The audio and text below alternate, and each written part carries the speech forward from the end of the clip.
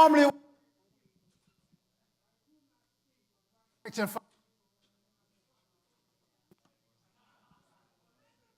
I feel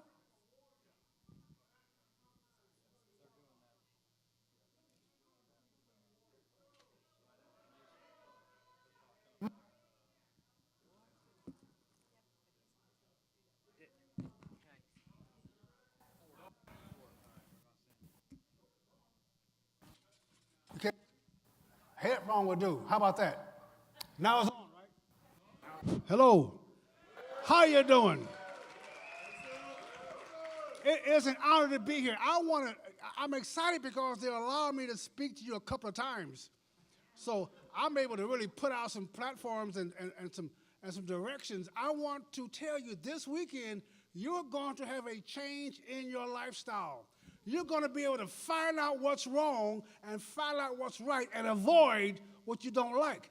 This weekend, when you leave here this weekend, you're going to have all the tools you need to turn this thing around. It is showtime, folks. Are you ready for the show? It is showtime. Now, I'm going to speak on admit and commit and submit, all 3 nights. You have to admit to where you are and commit to the change and submit to authority. And we're going to discuss that. But first, before I do that, though, I'm going to tell you a little bit more about me. I know you've heard the story before. I have to go through the story so you can understand where I came from. This story is personal. It is my story. It is not your story. You all have a story. It gets rough sometimes. The story gets violent. The story may get some sympathy. I do not want anyone here to misunderstand. This is only my story so you can know where I came from and what I'm doing. We need a system. The problem is that sometimes we have pity and sometimes we get petty. We just, see, the emotional stuff, the emotional tire is trying not to make somebody angry, trying not to get somebody upset. Folks, I'm grown. I make everybody angry. I make everybody upset because everything should go my way. It works out better if it goes my way. So I'm trying to explain to people why it should go my way. But I have 12 or 14-year-old granddaughters. And guess what? They think everything should go their way. It's an emotional tug of war between us. Every time I ask them to do something, they explain to me why it's better and they don't have to do it. And it's logical. But Grandpa, we live in the woods. We live in a deep wood. I live so far in the country, you got to pump in daylight. I live on purpose. I want to be in the woods. And these lovely young ladies, they're into puberty now, so now I'm suffering from puberty and menopause. We won't talk about that at the same time. But they want these things called fake fingernails. Yeah, fake. And they want to get their hair done. Now, how can you do that with bugs? How can you get your hair all pretty if we got to go outside and cut firewood?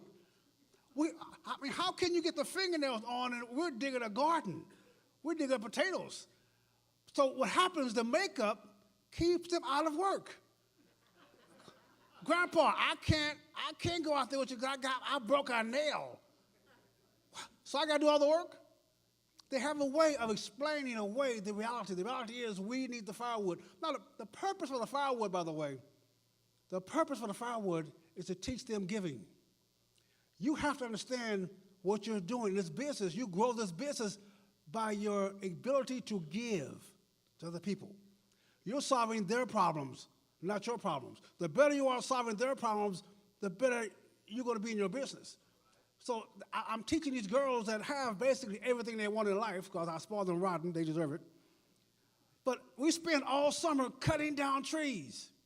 We spend all summer, I'm talking about 40, 50, 60 feet tall oak and hickory trees. And then we cut them up in logs out deep in the woods. And then we bring the splitter down there, we split the wood up. And we split it up, and we pile it up. Then we bring the mule down and put it in the back of the mule and bring it up to the house, and we stack it up. All summer long, we're doing this all summer long. So that when winter comes, this month, November comes, we find a person, a family in the community who heats their house with firewood, and too poor to get firewood all year.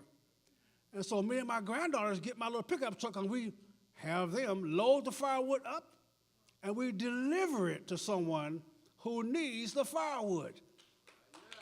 Now, what that does, the reward they get could never be duplicated. The reward they get for delivering firewood to somebody who needs it, the expression on people's face when we deliver it to them. And by the way, we make a pledge to them. Once we pick a family, we make a pledge to them. You will not have to get firewood all winter. We're going to pass by your home. If you're low, we're going to bring another truckload. You ain't going to have to call me. We're going to pass by on a regular basis. You're going to see your firewood. If it's low, we're going to bring a truckload up and dump it out there for you. You can take it yourself. And they said, Grandpa, that feels good. That feels good. And my other neighbors who sell firewood, don't like what I do for them, let me not give it away. They sell firewood. And I was trying to explain to the guy why I did it. And it's really interesting. He was telling me about the business side, about how much income he gets and how much money he receives and how much, and I'm telling him, you can't outgive God.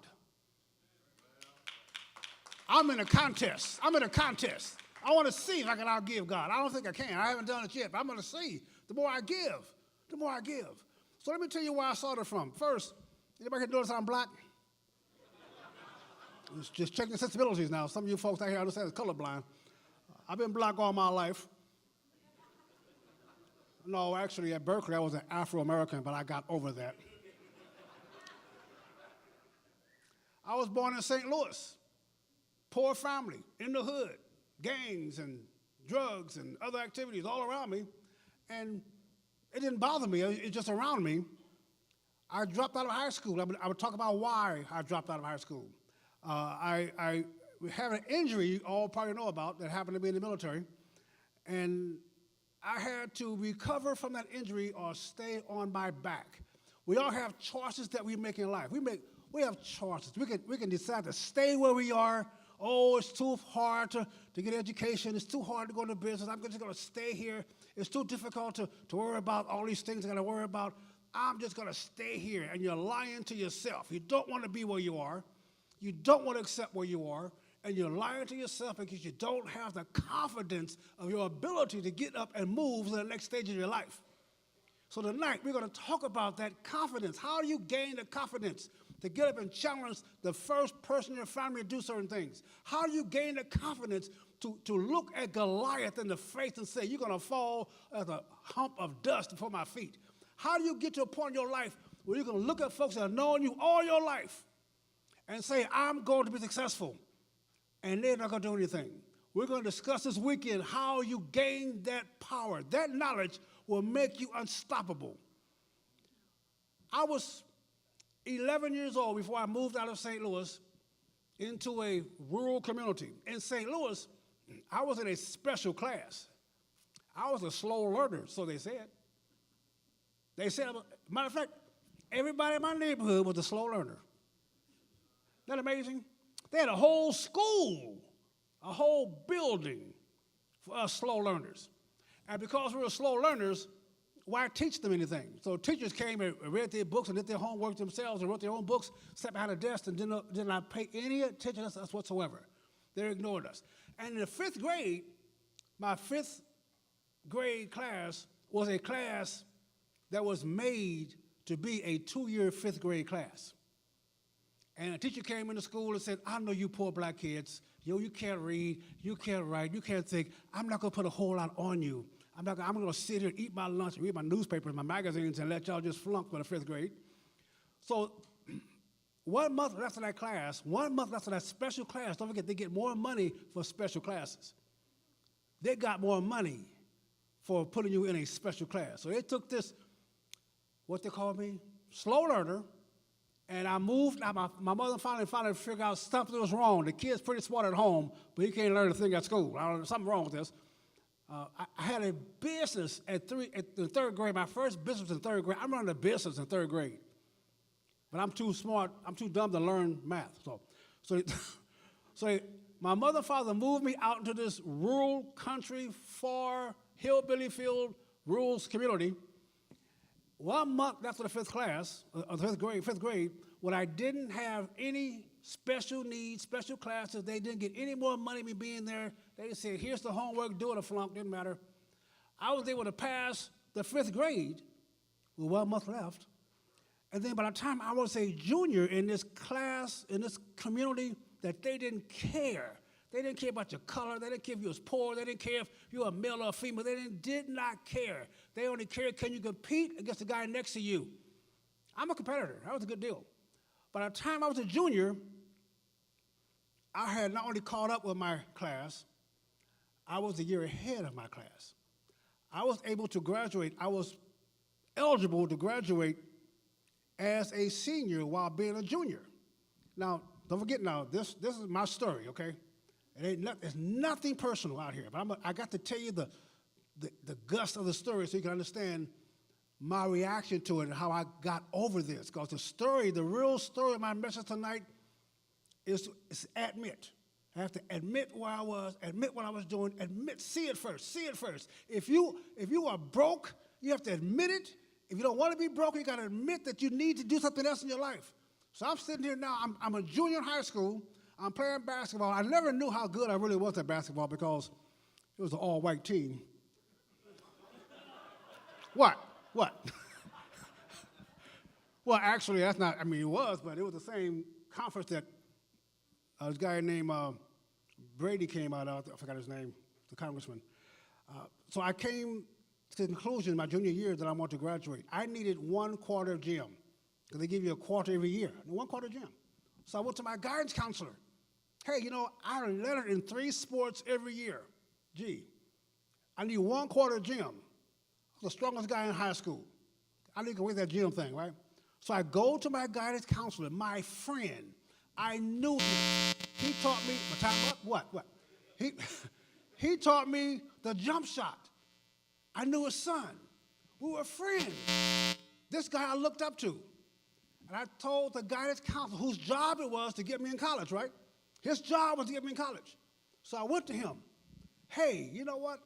I have all the requirements for graduation. I want to graduate with the junior class.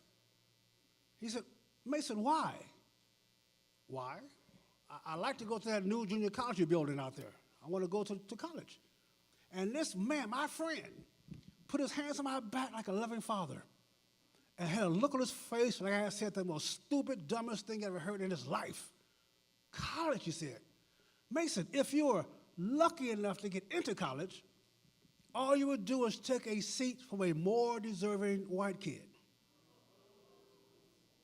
Now, he had his reasons, folks. It wasn't personal. It was just personal. It wasn't personal. It was just personal. I remember looking at him, as he said, look at his still blue eyes, as he said that, like a loving father. Then he said, because he liked me, I was his friend. He gave me some good advice. Why do I want to go to school with white kids for? They're superior. Did I know that? So he put his hands on my back and he said, Mason, why don't you let me call down to the shoe factory and see if I can get you a job with the other colored boys? I said, thanks. Make that phone call if you want to, make you feel good. I left him alone. It didn't bother me a bit because I knew it wasn't personal. I knew this guy. I knew him. I had beaten his son in everything we'd done together. I had beaten his son in track and field. I had beaten his son in weightlifting. I beat his son in basketball. I beat his son in 100-yard dash. I beat his son in math. I had beaten his son in everything. He was just a father trying to protect his kid. I understood that. It wasn't personal.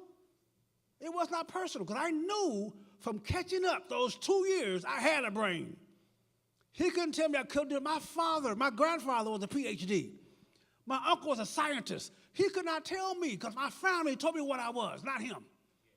It wasn't personal. I didn't get angry. I didn't get upset. I knew you got a misbehaving knucklehead for a son, and you're trying to make it easy for him because he's going to live with you all your life. I understand that. I understand that. It didn't bother me. It wasn't racial. He hated me because of my color. I didn't care. It wasn't personal. It was just personal. See, it's always personal for you. It's always personal for you. About a month later, I go down to the gym, down the steps of the gym. As I come around the corner, I'm hearing the coach talking to some of the players about the upcoming year. They never started me They only put me in the game when they got behind. And never started me, never started the game. And they asked the coach about the senior year coming up. I mean, we could go to state. You going to play Mason?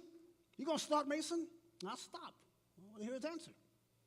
He said, well, we're going to play him often, but we're not going to, in the senior year, we're not going to start him because he will take one of you guys' scholarships away, one of you white guys, so we don't want that. It wasn't personal. It was just personal. It's never personal. It's never. Folks, whoever did you wrong, it was not personal.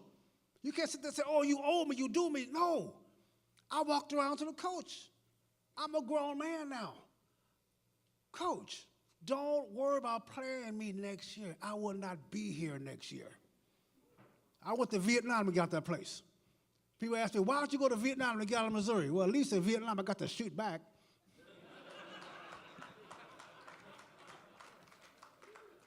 I went and joined the Navy the same day Dr. King was murdered, April 4th, 1968. Came back to that small town on the bus, the Greyhound bus. I could have gone to the bus cafe to make a phone call, but it just didn't make you feel comfortable doing it, so I decided to walk. As I walked home, a schoolmate came up to me gleefully, smiling, grinning, laughing. Mason, have you heard? Have you heard, Mason? They killed Dr. King. And he was happy. He expected me to be happy because he was happy. And I walked home after joining the military, pledging myself to go and protect my nation. I wasn't sure what nation I had. And I went into the military, and you guys know this story. This story is my story. I'm going to say it again. It's not your story. In the atmosphere of America today, you may think this is personal to you. This is not personal to you. I'm just telling you where I was to show you how I got over, because in your life, you got these same kind of hurdles in your life right now, these same kind of burdens in your life right now. I want to give you some advice on how to get over them. I shattered them. I destroyed them. The techniques I learned put me in a place to absolutely eliminate them. I'm in the Navy, and this is late 60s, 69. I'm in the Navy, black power salutes, afros, and with attitude, and I'm in there, and I met a young white guy who was also rah-rah for the white race, and I was rah-rah for the black race, and we were just, to me, competitors. We were just competitors. I had been to Vietnam. I knew what an enemy was. I didn't recognize this guy as an enemy. He had a different point of view than I had, and I enjoyed debate. And I was pretty good at debate. And every lunchtime, his little band of friends get together, and my little band of friends get together, and we argue the current events of the day. It was just fun to me, just something to do. He took it personal. I didn't know that. So one day, I was going to be going on vacation, and they gave this. I had an all-black militant work crew. I don't know why, probably by accident. That's what it was. Coincidence. All the militants. And we were a great work crew because I gave them no supervision. Get your work done and go home. I'm not going to inspect your uniform. I'm not going to get your work done and go home. We were the best work crew on that ship.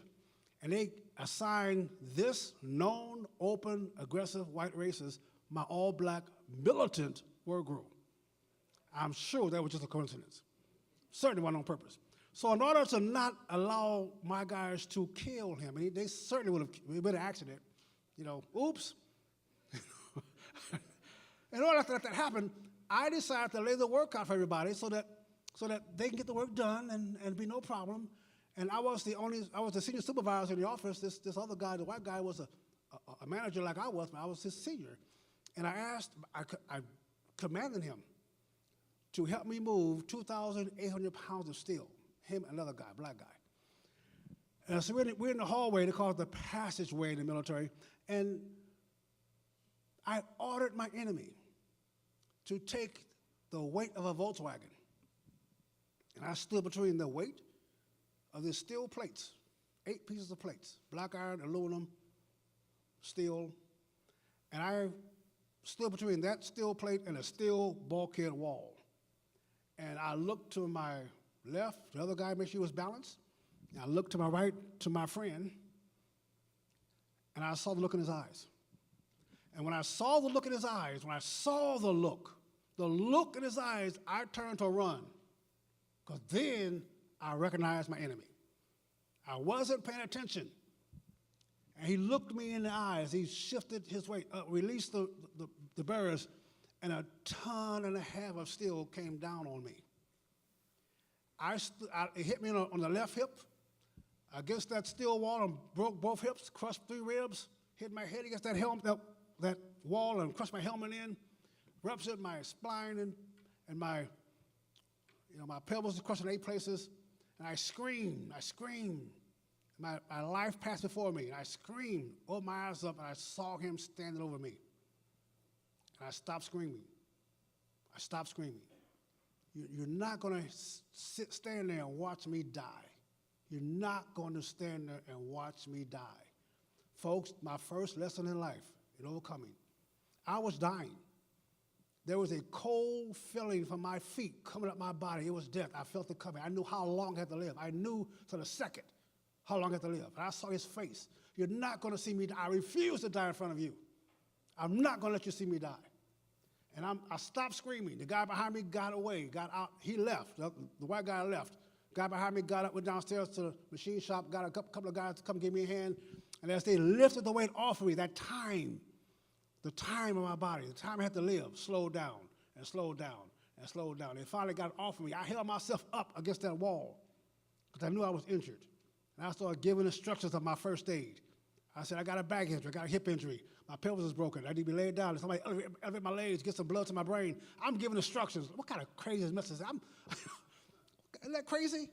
I'm giving instructions until the chief, Peter Austin, came. When I saw the chief came, I passed out.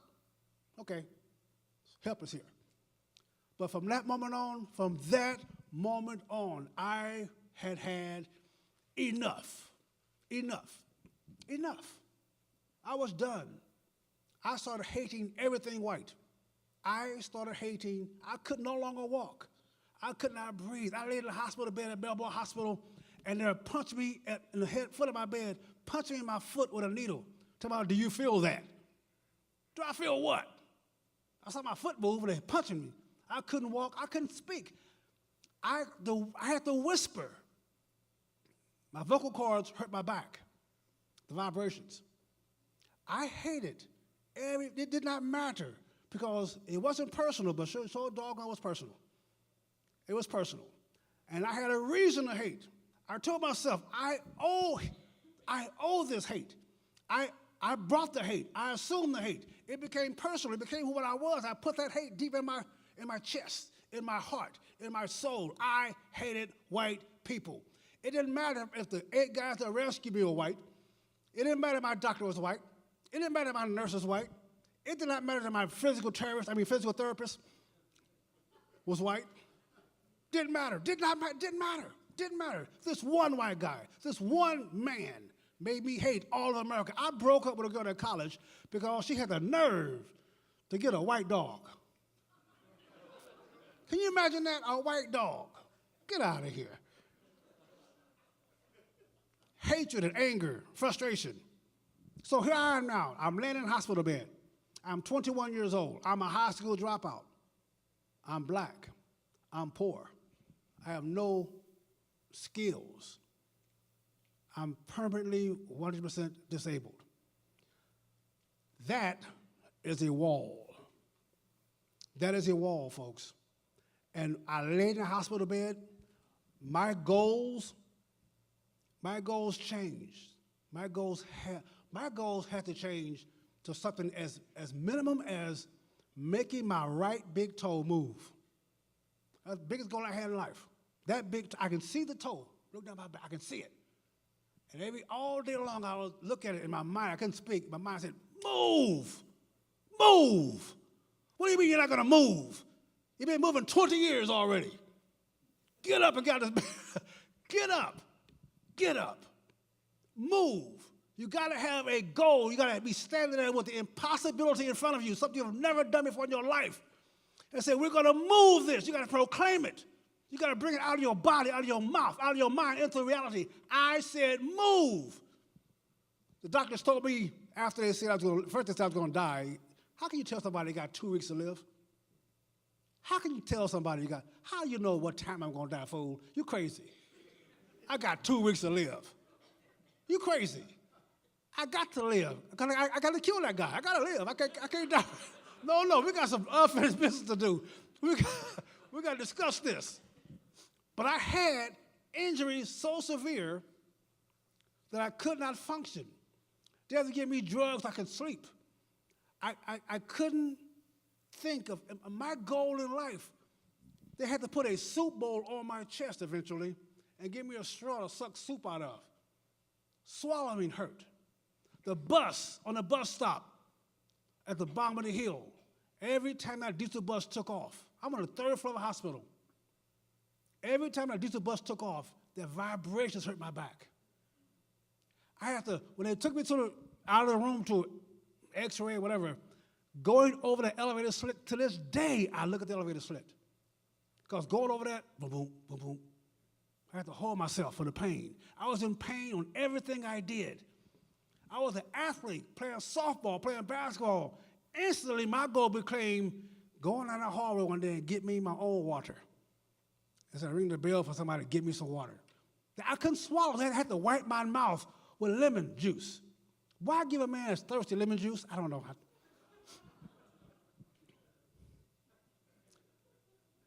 I had to be determined to spend the rest of my life believing the lie they told me. Mason, you're permanently disabled. Mason, you're not going to walk. Mason, you're going to spend 9 months in the hospital, 1 year in jail. I mean, 1 year, not jail. Sort of like jail. Jail would have been better, matter of fact. 1 year in bed. And every time they told me something, I said, you are a liar. I am not. Maybe you would be a year in bed. I'm getting out. I got something I got to kill. I got something to do. Motivation. Are you motivated? You're sitting around at night, you wake up in the cold sweat, thinking about the car's transmission. Winter is coming. Get ready for that. Do something. Proclaim it. Proclaim it. Get up and act like you believe in yourself. And you find yourself doing things you never thought you would do in your life. I had them put a trampoline over my bed so I could do pull-ups and pull-ups and pull-ups. I healed so fast that other doctors were coming to examine me, looking at my records. It was a training hospital, Bellboy Naval Hospital. And they brought other doctors and interns to look at this clown Mason. He came in here, here's his x-ray 4 months ago. Look at this, wow. I was determined, no matter what they said of me. Mason, you're black. Mason, you're poor. Mason, you're disabled. Mason, you're a high school dropout. I laid in the hospital bed August 11th, 1971, a high school dropout. I was determined to go to law school. How do you do that? I was determined to go to law school. I was going to go to law school by August 1975. From August 71 to August 75, I got 4 degrees, 2 from UC Berkeley. This slow learner. I walked out of the hospital. I don't want to tell you, you will not believe how fast I healed. Nobody, so I don't say it. Less than 3 months. They gave me a year. They gave me 9 months in the bed and 1 year in the hospital. I walked out with crutches over my shoulders in less than 3 months. And I told myself, this has to happen. I am not going to spend, I'm 21 years old. I refuse to spend the rest of my life where I am in life. I refuse to. I have to learn how to walk. I have to learn how to walk again. They told me I'd be in pain, had to take medications. I took the medication and put it on my shelf at home. I'm not going to be a drug addict. I'm going to go through this pain. The pain is for a reason, folks. The pain gets you to move. So I go to UC Berkeley, and I hung out with other angry black men. Well, yeah, black power. I took Swahili. I had an afro. I had an African name. I studied sociology with Melvin Newton, Huey Newton's older brother. And I started running with the Black Panther Party because they were angry black men. And I had this great voice. I say things that folks believe me. That's why I'm here today. Y'all believe me. I've just got this thing, you know. So I'm angry. We're all angry together, and we support the anger. Your friends will support you where you are if you're where they are. Your friends, your relatives, your in-laws, your outlaws will tell you, yeah, nobody in our family ever, you're them in-laws, outlaws, don't you? No one in our family ever owned a business. How come you want to own a business? They tell you that. They get angry at you trying your best to do better than them. You think you're better than us? Well, I'm pretty sure I'm better than you. I'm pretty sure. Pretty sure. Because you want to be where you are right here. So at Berkeley, I'm hanging around these guys, and they're saying things about my nation, my country first. I went to Vietnam before I went to Berkeley. Went to Vietnam first. I saw other nations. I've been to the Philippines. I've been to Japan. I've seen real poverty. You want to see poverty? Go to Haiti. You want to see poverty? So here they are in my nation, in my country, some of them foreigners. Tell me how tough it is being black in America. That got me thinking, wait. You remind me of that doggone coach. You remind me of that guidance counselor.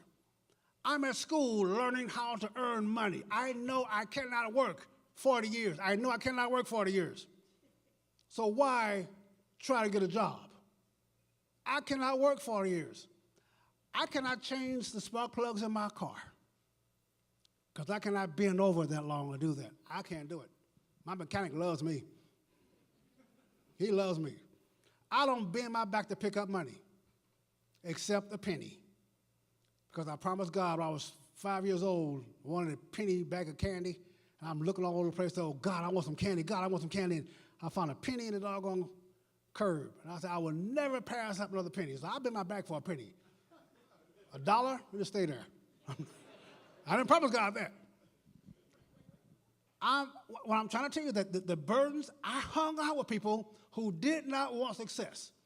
I hung out with people who said their plight in life was due to the white man, due to poverty, due to slavery, due to all these circumstances they had no control over.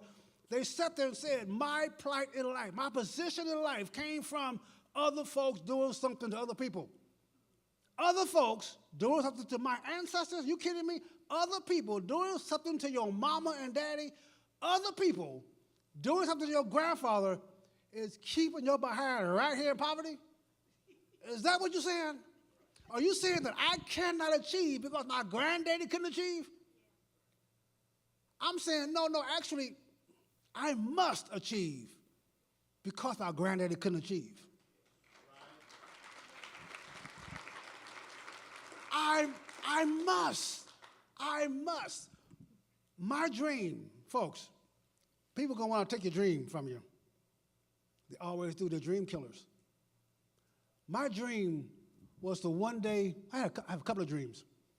One of them was to have a house that my mother and sisters used to clean. So I could invite them over for dinner one day, have them sit in the house they used to clean. I did that, by the way, when I moved to Missouri, back to Missouri. Brought them out, didn't say a word to them. They came out for dinner, and they said, yeah, we used to clean houses like this. And I said, yeah, I remember you brought some broken toys home to us to play with. I remember that. You got to have a dream, folks. My dream, some are bad. My dream was to find that white boy and put my arms on his throat and squeeze that look. I'm honest with you. To squeeze that look off his face. To squeeze off his face. I deserve to be angry at him. He took away my childhood, my youth, my strength, so I thought. I'm at Berkeley, and we're talking about people, hanging around people who hated America, hated success. They hated capitalism. How can you live here? How can you live here? They didn't hate consumerism, though. They hated capitalism. They loved consumerism. I mean, I asked the guy one day, we was talking about how come them folks make all that money? I said, because they buy Nike stock. You buy Nike shoes. I'm just being honest. So I had this mission. I had this mission in life to do something with my life. I had a vision. First, I'm in the hospital bed. I'm now at Berkeley, the first one of my family to go to college. I'm now buying a home, the first of my family to buy a home. I'm now going into business in a couple of years, the first person in my family to think about going into business. And I'm around people who hated everything I looked to. The white man got us down. They said, no, he got you down. He ain't got me down at all. It's competition. It's competition. You are afraid to compete because of the ghostly image you got of other people, competitors. Anybody hear about the NFL strike and protest? Anybody hear about that? Yeah. I'm an adult, folks. I got an opinion on everything. I was in L.A. I write about it a lot. I do a lot of videos about this, but I was in L.A. 2 weeks ago having dinner with the assistant coach under John Wooden. And we're having dinner with other friends. And I asked him, so what do you think about this player protest, the kneeling? And he said, well, you know, the players have a right to express themselves. And I said, no, come on, really, what do you think, for real? Come on, for real, you know better than that. Ain't no player gonna tell the coach what to do. You know better than that. So what do you really think about this? Well, it makes you know they have to be able to, they got some social injustice. Come on, brother, what do you really think about this? Third time. I think it's stupid. I said, so why aren't you speaking up? Why aren't you opening your mouth up, coach? Why aren't you saying to the press what you know is the truth? He said, what do you mean, Mason? I said, you know firsthand. You go into those homes and recruit these kids. You recruit them in high school. You know what it takes to be a UCLA basketball player. These kids in junior high school, in bad neighborhoods with bad schools and drugs and gangs all around them, they sought to put their time and effort into producing themselves available to go to high school and play in college and play in professional football. They stayed away from drugs, they stayed away from gangs, and they worked 2 a days, exercising. They ate food they didn't like. They practiced hard, and every day another player wanted that job. No one gave them the job, no one assigned them a job. They had to compete every day for that starting position. They got through junior high school doing that. They get to high school finally, and they work harder. They eat better. They work out. They avoid the gangs. Their friends, their cousins, their brothers in the gangs, they avoid it. They go to these bad schools and still learn enough. And they get out of high school when everybody wanted their job, coach. You know they work hard to keep their job. And they go to college, and they serve for free. They work hard, exercise, take the right kind of foods, avoid the parties, avoid the clubs, a little bit, but and they worked hard every day, and every day somebody on that team wants that job, but they refuse to give it up because they worked hard at it. And finally, they make it to the NFL. They get millions of bucks, and they work hard. Coach, why aren't you on TV right now? Why aren't you on Fox News right now? Why aren't you on CNN and look at the camera and say, hard work works? Hard work works. They got there by working hard. That's the problem. Instead of being a victim, they should say, do what I did. Work your behind off and make this thing work for you. Instead, oh, what is that? Why are you bowing your head? Who are you bowing your head to? Hard works. And in your life, and everybody you see successful, every successful adventure, every walk from 100 PV to diamond, every walk came from hard work. Every one of them.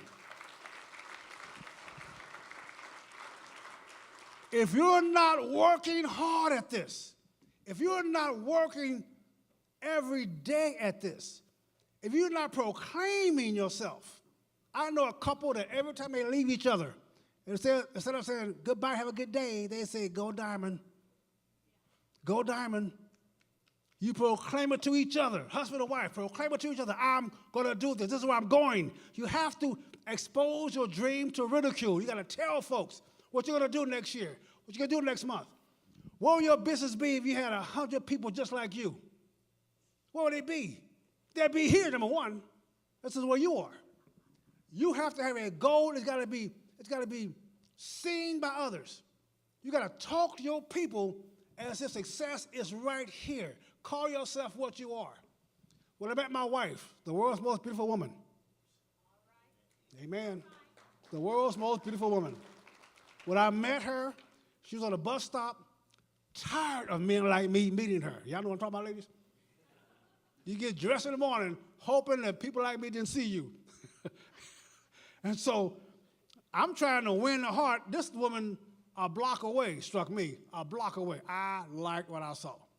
And I go down the hill to meet her, and it took me 2 weeks to get her to speak to me. It took me 2.5 years to get her to date me, and it took me 10 years to get her to marry me. But During the dating period, I had just finished my 5-year plan in a hospital bed to graduate in Berkeley. My 5-year plan. I'm now on my second 5-year plan. It's called No Job, Just Income. You understand that? A 5-year plan. I had just started. I had this new job at the Department of Energy, and I met this beautiful young lady in the corner, and I told her, in 5 years, I'm gonna have a new home, 4-bedroom. In 5 years, I'm gonna stop working. In 5 years, I'm gonna have income for the rest of my life coming in.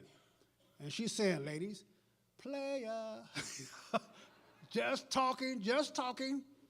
And she disappeared for 2.5 years. I finally tracked her, ran across her again. And she went on a date with me because I found her, because I was seeking her so long. She, okay, I will go on a date with this guy. Went to a nice little restaurant in San Francisco. She put both elbows on the table, her palms under her chin, and leaned across the table. Her first words were, 2.5 years ago, you told me you're going to retire in 5 years. 2.5 years ago, you told me you're going to have this brand new 4-bedroom home. 2.5 years ago, you said you're going to have a business of your own. You're going to bring income into your house the rest of your life. Will you play the game? Give me a checkup. We're halfway through the 5 years now. What's up with the plan? Show me the plan. Show me the plan.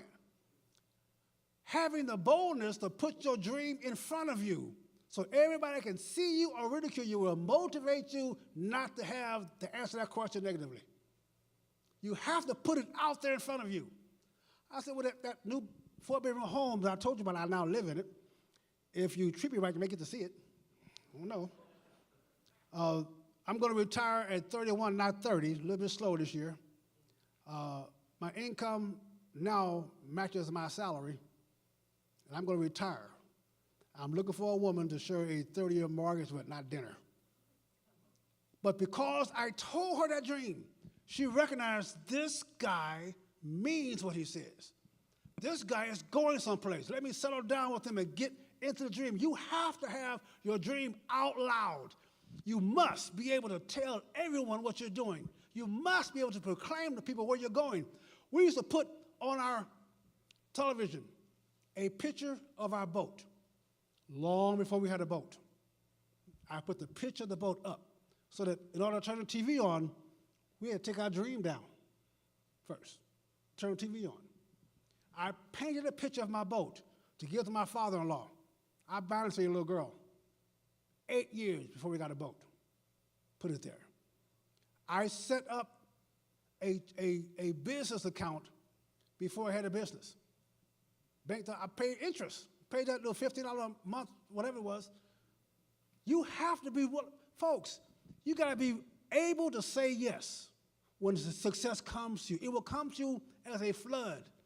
There's a reason why poor people call it making dough and rich folks call it cash flow. You have to understand. So at Berkeley and in business, I had to change some things. I had to change who I was, my language. You get what you feed. Folks, you get what you feed. I was feeding negativity. White people hated me. White folks are racist. I was feeding negatively. How can I go to work in a country that 80% of folks wasn't black? How can I succeed if I think everybody hates me because of the color of my skin? I started saying, you can hate me for my skin color if you wish. I'm still going to beat you at this game right here. The confidence to go out against Goliath, the confidence to go out against something bigger than you has to be in you, and it got to be seen by folks around you. How they're going to follow you if you sit at the table saying, yeah, white man got me down. It could be men beat me.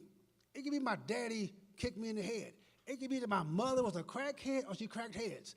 Whatever it was in your life, whatever you have seen and felt and experienced in your life is irrelevant to what you can do tomorrow. So all that luggage, all that baggage, we've all been done wrong. Every one of us here has been done wrong. Somebody took your job. Somebody took your woman. Somebody took money from you. All this stuff you want to think about all your life. So what? Grass grows to get away from the fertilizer. You need some fertilizer in your life. Some of you need more than others, but you need fertilizer in your life. It's a good thing to have fertilizer. I'm going to talk Sunday about what happened to me, what got me out of that spiral. But before we go to Sunday, I want to talk to you about your change. You have to want to change. You can come out here and hear the speeches every couple of months. Great speakers, well, unless I'm not here, maybe, I don't know. But you got great speakers telling you things, the truth, the experiences you see from backstage. You can take all that and say, have a good weekend. Yeah, that's pretty good. You got folks going to church, come back and say, that was a good sermon. What was it about? I don't know, but it was pretty good. This has to be personal. You have to be in that bed, looking up at that ceiling with no feeling in your feet. My biggest goal was to walk down to the end of the hallway and get a glass of water on my own. To get a glass of water without ringing the bell for some knucklehead steward to come and get me a glass of water. You have to be at a place in life that you are so uncomfortable, you have to move. And all your friends around you, all your relatives around you will tell you how crazy you are. That's a good sign, folks. That's a good sign. You should give them a high five.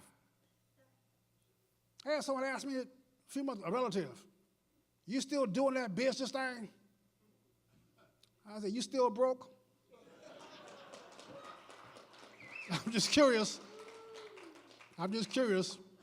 That business thing you're talking about, okay. But you got to put it, you got to be willing, folks, you cannot change the minds of those folks sitting around telling you how you can't do this.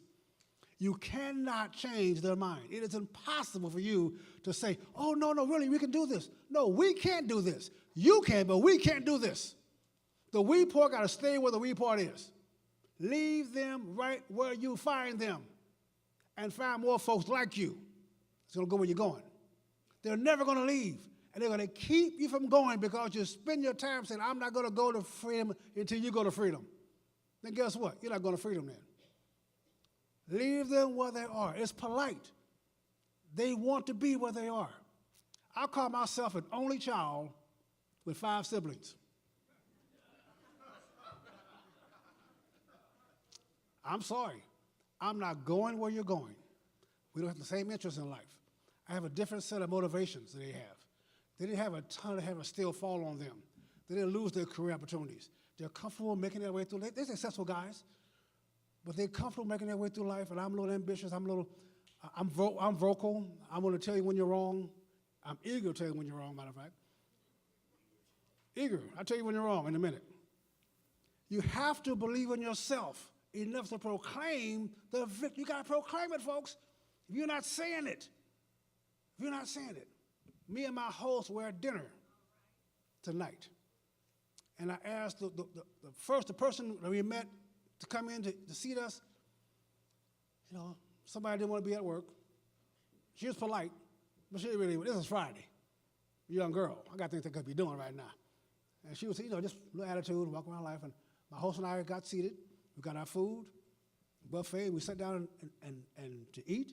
And then the waitress came up, and she was friendly and bubbly and excited about life, about being where she was at. And so we got our coffee. I asked her, so what are you going to be doing in 5 years? She told me the plan. She told me the plan. I'm going to go to real estate. I'm going to flip some houses. Folks, your next downline should tell you the plan. It should qualify to be in your team. If they're blessed, you let them on your team. You have information. You have ideas. You have experience backstage that you can pour into their lives to create that agitation that gets them off that rock. You have blessings to sow upon them, but they must qualify first. They have to qualify. So I'm sitting around Berkeley, with all my friends, talking about how bad things are. I made this comment. Success is a verb. Wait a minute. Why are we sitting there talking about the white man got us down? What white man is that? Where is he? They got a boot on your neck, Mason.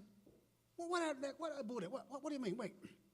Because see, man to man, I'm a man. Ladies, I have no idea what's going on. I've never been a female in my life. I still don't understand nothing y'all say. Sometimes maybe somebody can tell me about them shoes. Maybe so many of them, but I don't know. I'm a man, though, and I know that men are aggressive. You think we're lazy. We don't need to build a house. I'm going to take his house. That's how we think about things. So so you think we're just lazy. No, I don't want to build a house. Let him finish building the house. So I'm talking to these guys about the white man got me down. I said, wait. What's that do for your manhood? You're saying that another man controls everything that goes on in your life. Another man controls your house, your job. Are you saying another man controls where you live? You live where he says you're going to live? Are you really saying that this other man has total control over your woman and your children? Are you saying your great-grandkids are going to be living comfortably based on what this other man does for you?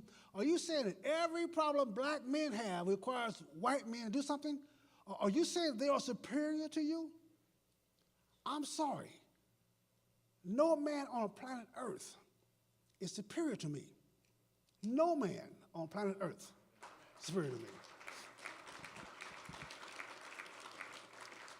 Don't ever let your circumstances hold you down. Yes, I'm black. Yes, I'm disabled. Yes, I'm a high school dropout. Yes.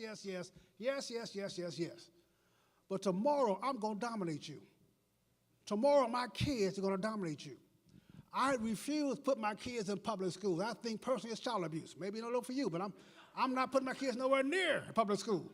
Nowhere near. I'm homeschooling them. They're going to learn to be Masons. They're going to learn to be what I am. Their culture is my culture. My granddaughter said, why are you so hard? All the boys at church are scared of you. I said, we're going to find the one dude who's not scared of me. Find the one dude, had a little 14-year-old kid call me. Can I talk to Anaya? I beg your pardon? I want to call Anaya sometimes. My granddaughter. What you going to call her? Beautiful? Smart? What you going to call her? You know me on the phone? You going to call my granddaughter on the phone? He said, if it's okay, I'd like to call her. I said, do you like my granddaughter? He said, well, yeah, I like her a lot. Yeah, she's nice. I said, do you like her a lot, really? He said, yeah. I said, do you like her enough to die for her? He said, well, I'm 14. I'm not ready to die right now. I said, I understand. Call me back when you're ready.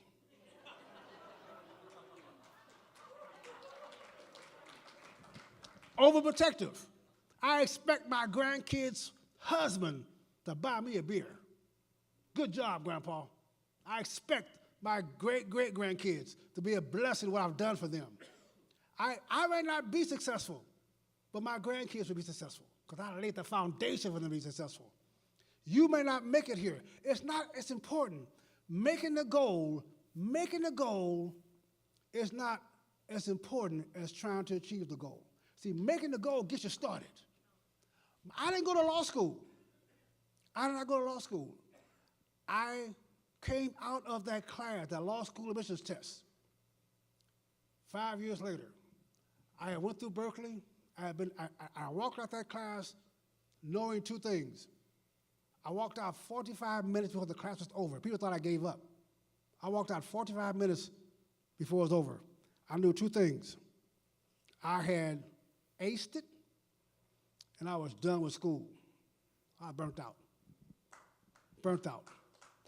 So I had to go but that goal I had as a high school dropout, the goal to go to law school got me to the door of law school, and now I had 4 degrees instead of high school dropout. Now I had the confidence that I could do anything. So I went looking for a job. There was this job at the Department of Energy where they had 2,800 applications for 3 jobs, and they had never, ever hired a black man for this position. I know that because everybody told me that. Everybody told me that. Mason, you're not going, Mason, they ain't going to hire Mason. You're wasting your time down there, Mason. The people who told me that, by the way, were the competitors for the job. Gee, they want the job too.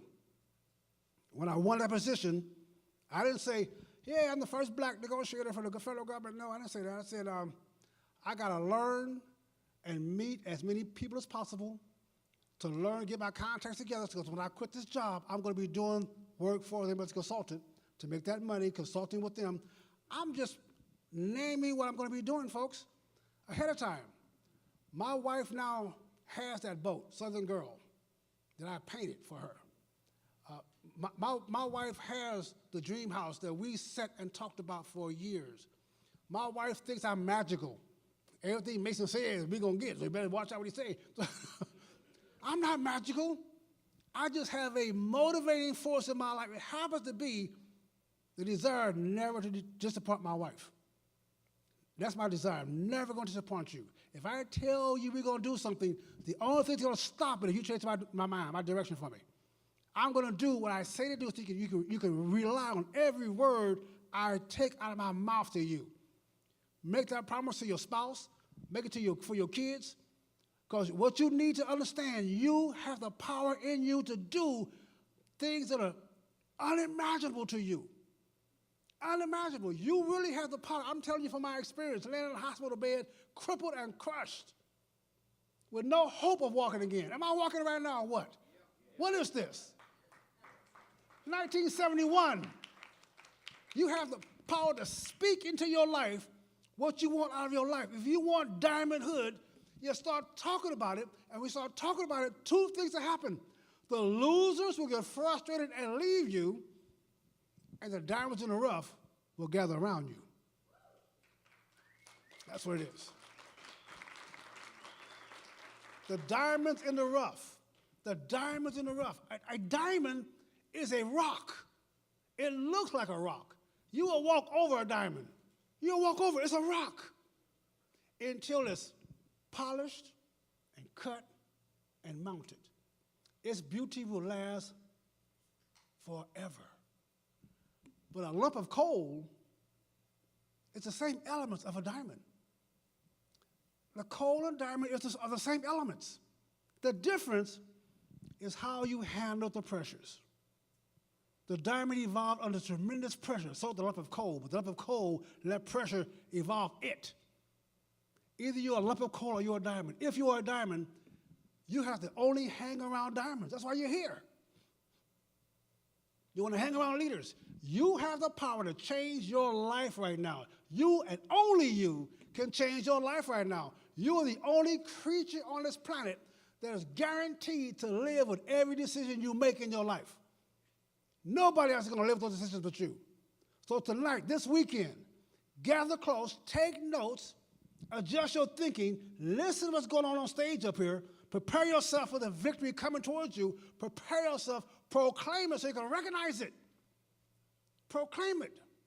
At 12 years old, I'm at my mother's house in Missouri, freezing in the wintertime. I hate the cold, so I went to Southern California.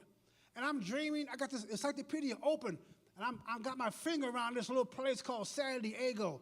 It's near the Mexican border. It got to be warm. I'm there freezing in the winter. I'm tracing Mission Valley. And I'm going out to the coast, going to Mexico and coming back up with my fingers, dreaming about doing this. That was 11, 12 years old. I forgot about that dream, forgot about it. And one day I'm in San Diego, getting ready to fly back to St. Louis, thinking about my home and what I'm going to do when I get home. I'm thinking about that doggone dream. As the plane took off, I looked down to my right. There was Mission Bay. And then my boat was in Slip 12, Dock K. And my favorite thing to do was take some kids around with some toys in the back and go around Paradise Island, where you got fingerprints. On encyclopedia right now, my fingerprints doing the same thing 30 years earlier. Saying it, proclaiming it, walking toward it, working toward it. Your goal in life in this business, your goal in life in this business is to take the opportunities before you and make them work by proclaiming them. Folks, let me give you a secret. This is the greatest time in the history of your life to be in business right now. The greatest time in your life. I travel this country and I ask everybody from the cab drivers to the bag check folks, to the people at the hotels, the maids, I ask, how is business? How is business? People are spending money. People are looking for opportunities. People are investing in themselves. People have come out of this dark age the last 15 years. They've seen the stock market crash in 96 and 82. They've seen it in 2008. They've seen it come down. They've seen their jobs go overseas. They've seen their companies close down. They no longer have confidence in the 401k program. They don't have confidence in Social Security. They are looking for a way to make income come to them. And you have the way. You've done You have done the damage to yourself. You've gone through all the fertilizer. You have gone through the fertilizer. And they're waiting to hear from you. They're waiting for you to lead them. They're waiting for you to stand up and say, this is the way to freedom. They're waiting. They're begging. They want to hear your voice say, I'm proclaiming the right to be free today. They can't go to freedom unless you stand up and tell them. If you don't tell them, they won't know. If you don't show them, they won't go. You need to get up and make sure in your heart is freedom. Stay right or be left. God bless you. See you next time.